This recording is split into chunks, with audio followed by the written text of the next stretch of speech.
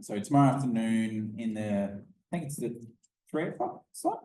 You'll see on the schedule a thing called Shark Tank. And essentially we've got, how much money do we have to give away, Bron? I think it's 3,000. Yeah. So we've got about 3,000 to give away to clubs and essentially you're going to be invited to give little 30-second elevator pitches as to why you should have up to 500, up to even 1,000. Depending. If it's a really good idea, we may give you 1,000, but up to $500 on a new event initiative that you want to take away. Kind of no strings attached. You don't have to submit any forms. So over today and tomorrow, just keep that in the back of your mind as we're talking through things like grants, as we're talking through things like event planning and such like that. There's an opportunity tomorrow to kind of put that elevator pitch to us and to be able to win some free money. So grants. Chris, can you jump to the next slide, please? Yep. All right. I don't have much to add to this slide. It's pretty much the same as what we've been seeing all day. All this stuff's in our handbook. The handbook is Ingrid and Ron and Chris have spent countless hours over the last few years developing the handbook. It is the Bible for anyone that has a CNS in terms of what to do, what to operate, any questions. Generally, if you come to Ingrid and Chris with a question, they'll probably say, have you checked the handbook first? It has a lot of FAQs. It's everything you need. Just jump to the next slide, please. So applying for grants. So this table on page 54 of our workbook is the grant process flowchart. And it kind of talks about thinking through whether you should apply for grant, whether it's eligible, and which grants you should be asking for. So first off, obviously, is your society re-affiliated? If you haven't submitted your re-affiliation paperwork after March 31st, and you ask us for money after March, obviously we're not going to give you any money. Next things will be planning your budget for your year, review the grant information and cutoff dates on the TWSL website. As you can see in the workbook, the grant cutoff dates for next year are already on page 55. And then identifying an event, activity or purchase which requires funding assistance, i.e. grants. So the grant requests must fall under one of the following categories. So it's worth noting that a lot of these category amounts have actually changed. So capital, firstly, you got capital, and as you would, if for those that were involved in clubs and societies this year, we actually did a special round reminding clubs and societies that you can ask for money for capital, where we kind of did a 10,000 flash grants round for clubs and societies to think about, okay, what capital assets don't we have right now? Do we have square readers? Do we have, what were some of the other crazy things? Do we have boom boxes? What were some of the other crazy things, Bron? First aid kits. First aid kits was a popular one. Mind you, I was amazed when one of the dance societies asked for a snake bite kit. And other things that are relevant to your society. So like the tennis club put in for a ball machine. So anything specific to what it is that your club actually delivers and does. But the biggest thing to always remember with that is for assets over $50, Ingrid, you'll then turn around and ask clubs and societies to make sure you keep track of those assets on your assets register. Well, we do ask that all assets that you get are put on your asset register because they do belong to your club and they're not to become personal items. Yes, because we all know of instances of club members maybe taking advantage of club assets rather than them being purely for the club. So looking across the different grants, just to off the top of the, so in terms of the new caps that are coming at the last grants meeting, so in terms of activity grants, the cap, the maximum amount has gone from 1,000 to 1,500 for 2025.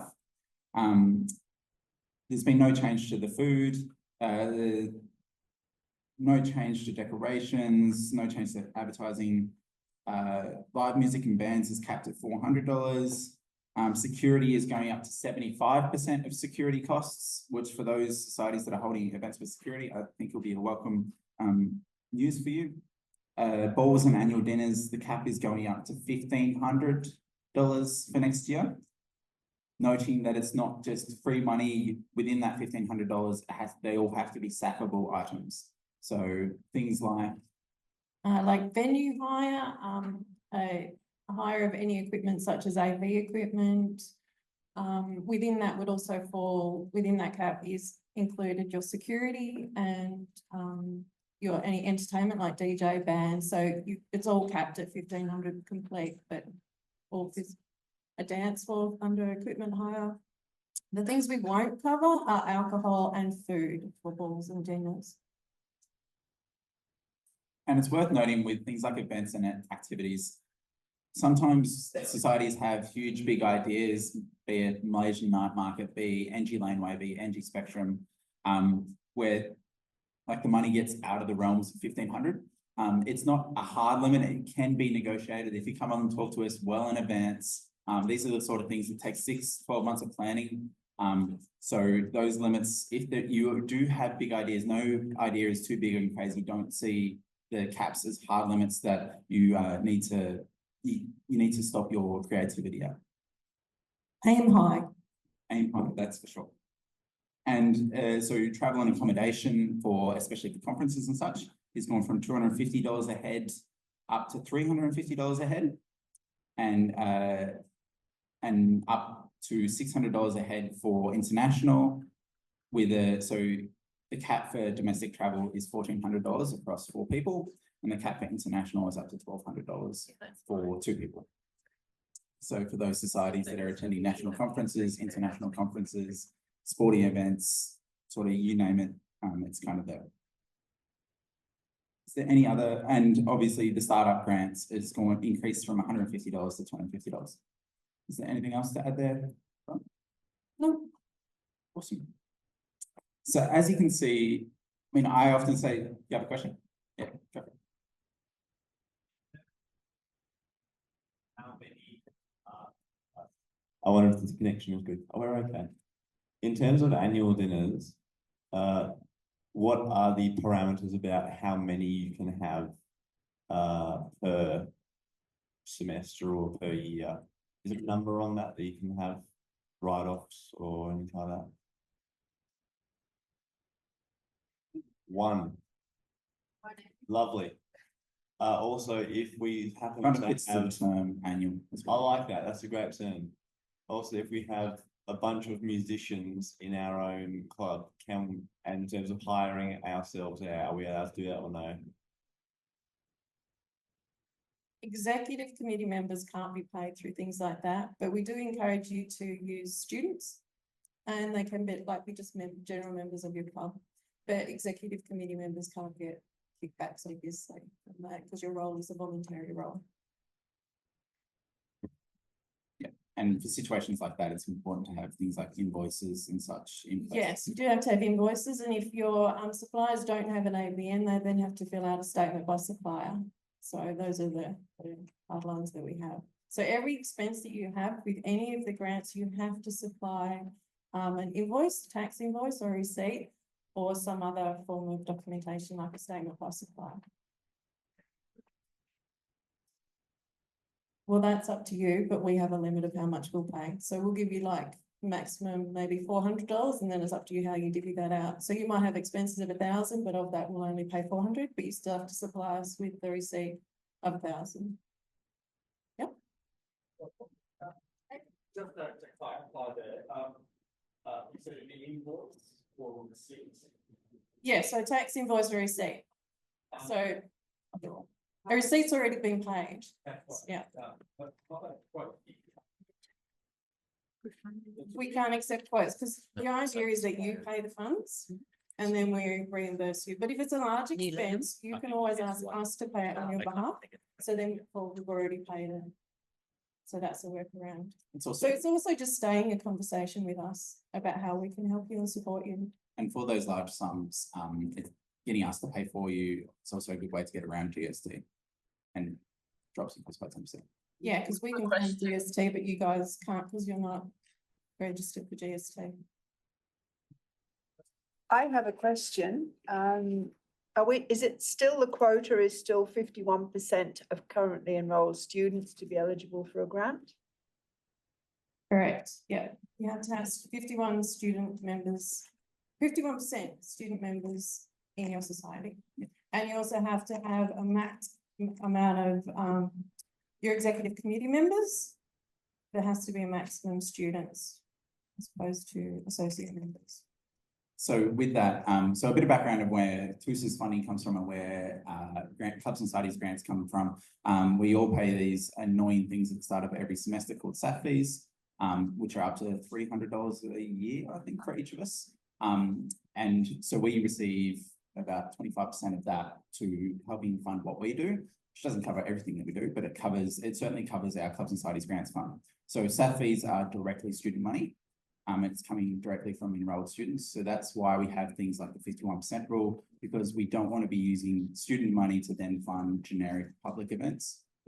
That's why we're really big on 51% membership, is because we're using students' money and we don't think it's right to then turn around to use that same student money to fund events for people that aren't students. And another one along those lines is you have to have a minimum of 10 members in your club or society. Student members. On the note of members, and that 51%, they, I'm going to guess, need to be active members. Yeah. Current UTAS student members. Doesn't matter how active they are in your society. No. I was going to say, we're not going to go hunting down to make sure they've attended one event throughout the year. We don't have that sort of time.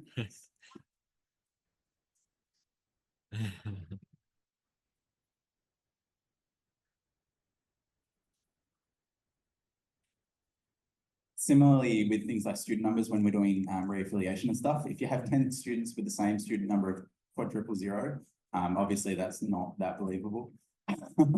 So things like that, it's the same thing. All right, so to go through the different categories, so yeah, capital is often the one that gets forgotten. Clubs and societies are oftentimes, even executive can sometimes dig into their own money to kind of buy things for clubs and societies. But we do have like you are able to ask for money from us to pay for these things. So yes, this year we kind of did a big round to encourage clubs to do that. But don't forget it as you're going throughout the year. If there things come up that your clubs and society needs, come have a chat to us. We can kind of talk you through what can and cannot be. Obviously, it's within reason. If societies are asking for if the tennis club's asking for a $25,000 tennis ball machine, obviously, when we only have $130,000 of clubs and societies grant money in the first place, we're not going to do things like that. So it's all within reason. Activity events, we kind of spoke through there pretty well. It's up to $1,500 for next year. Again, the more conversations you have with Ron, with Ingrid, with Chris, if you look at this flow chart and stuff, once you get the hang of it with clubs and societies, the main thing that stops a lot of clubs from asking for money is the process. But once you do it once, you get used to it and it gets pretty easily. And then all of a sudden you realize it's actually really easy to ask for money for the events that you're doing every other week and to keep things going. Maintenance is another section. So helping to support the upkeep of equipment that is integral for the club and society's aims. Ingrid, Brian, do you have any examples of that? Well, that could be servicing equipment. Yeah, if you had. Go back to that tennis ball machine. If you needed to service the tennis ball machine. Another one is like bikes for the Hobart Bike Polo. They have bikes and they get those serviced. Yeah. So yeah, general upkeep of your equipment. Sorry, go on. We need two students. You and I. Just another question in regards to what grants can be used for. So we have capital. So we've got set pieces, boxes that we can use to reconfigure as set pieces for performances. One of the issues we have with that is storage. Can something like a storage hire place be used? Grants be used for storage hire? No, I'm going to say no, because we have Ingrid's storage got- available. Hang on a Ingrid's got sec. thoughts. You can come and talk to us. We do have a storage area up at Linda Grove at Mount Nelson, and we could probably offer you a little bit of storage up there, but it just depends on how big space you need. But contact me and see if we could accommodate. Don Sesson, do you have a question? We like. No, they're muted again. I'll take that as a no. Um, The next thing- We have question. Yes, we, the Postgraduate Gallery Society, we have all our easels and boxes for the gallery. And we desperately need somewhere to store. A storage place.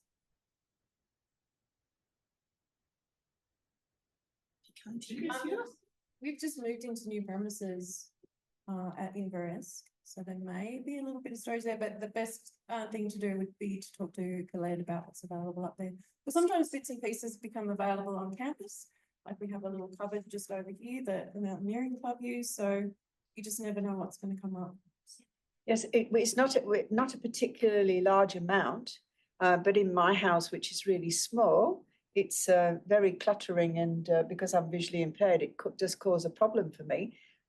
We've got 12 easels, which are all sort of ziplocked together, and we've got 2 black boxes, which is and the banner, and that's it at the moment. But it's very difficult for me to manage them in my place. So I just would like to see if we can move it down to maybe the railway cottage. It'd be great. Yeah, so send an email to clubs, just so that it's almost in our minds. And we'll have a scout around and see what we can find. We do prefer that that clubs and societies store their items on campus rather than at their personal dwellings, because then it's easier, if you've got it at home, it's probably easier for it to just sort of slip into your own personal items. So it's good to have that definition between what's yours and what's the club's. So we do prefer that you keep it on campus, and we will help you find those places for you. Thank you very much. And that kind of comes back to it overall is, yeah, that ongoing conversation. If it's an ongoing conversation with us, we can work with you to try find alternative options. And then usually if all the other options are worn out, that's when we tend to lean back into the grants money and things like that. It's an ongoing conversation to work all these things throughout.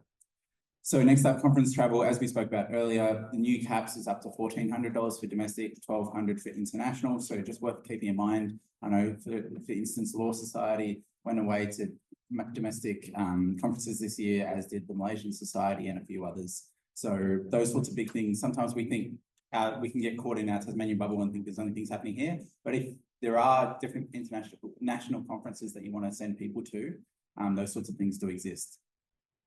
And the big events, so that kind of comes back into what we were talking about earlier with Laneway, with Malaysian Night Market, with some of the other big society events. That's where we say big events, and that's where we, it's discretionary. We work with societies. If societies have awesome ideas, we want to work with you to make them happen. So that's why we have that category there to work with you on. World Health and Safety. So, I mean, adventure clubs, especially for us, oftentimes things like risk assessments, obviously sometimes our risk assessment process can drive us all insane. But if you're a club that has ongoing risk issues that require spending actual costs on, we actually tend to help and work with those clubs to pay for those things. Obviously, we're not going to expect the clubs to pay for it out of their own pocket. Yes.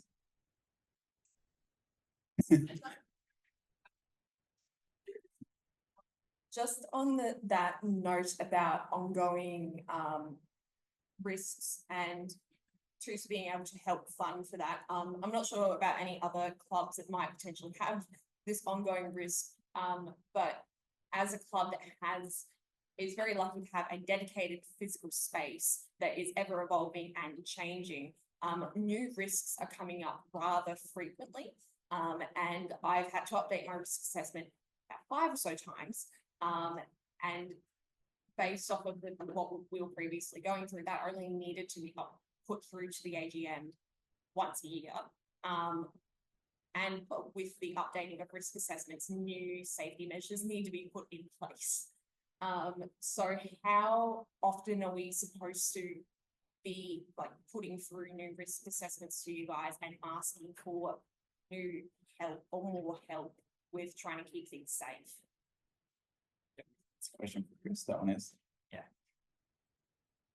Chris does pretty much 95% of TUS's risk assessments. So to confirm, is that the UTAS risk assessment, not the TUSA one? So with that one, really, it's we do have some general risk mitigation measures that we implement, that we write up in there that should cover a lot of it. But if there's any new ones, it's, you just have to let us know, and then we normally add that in as a category, or we discuss it, whether as a verbal correspondence or whether it's a written correspondence, and then we send it back to you with the new like signature and the new date as well. It's usually just, a conversation like between, the event organizers and ourselves, yeah. Yeah.